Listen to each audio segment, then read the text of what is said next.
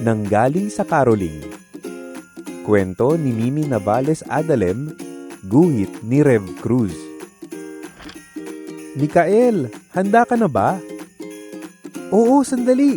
Kukunin ko lang ang tambol ko. Nay, mga ngaroling na po kami ni Naping. Sige, mag-iingat kayo. Tara!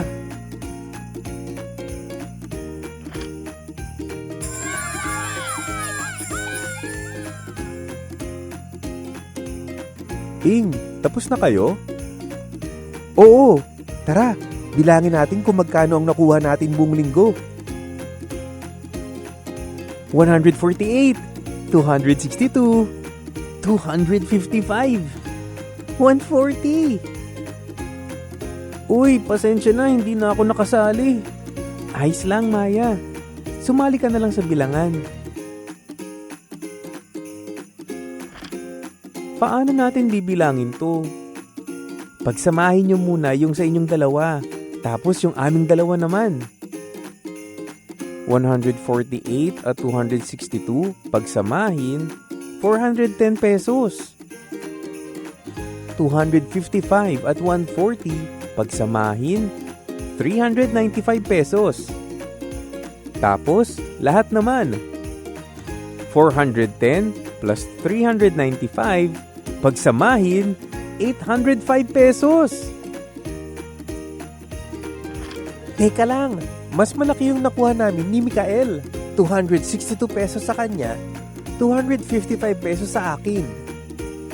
Mas marami ang mabibilang natin pag yung amin ang pinagsama. Subukan natin. 262 at 255 pagsamahin, 517 pesos. Diba? Mas marami kaysa sa 410. Oh, yung sa inyo naman ang pagsamahin muna. 148 at 140 pagsamahin, 288. Ayos! Tapos, idagdag na natin yan sa 517. 805 pesos? Teka lang, ulit. Bakit pareho lang nung una mas malaki ang 517? Isa pa nga. Oh, yung sa inyo naman ang pagsamahin muna. 148 plus 255 pagsamahin, 403 pesos. 262 plus 140 pagsamahin, 402 pesos. O, iba na naman. Ngayon, kapag pinagsama sila, 805 pesos pa rin? Ganun pala yun. Kahit iba-iba ang paggrupo natin, pareho pa rin ang pinagsama-samang halaga. Sandali! Yung nakuha ko, hindi nyo pa nadagdag. Magkano ba yung sayo, Maya? 0. 805 at 0, edi 805 pesos pa rin. Binibiro ko lang kayo. Pareho pa rin ang sagot kapag 0 ang dinagdag, di ba?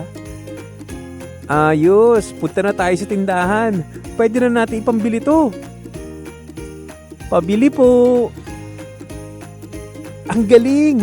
Ang dami nating nabili para sa kanila.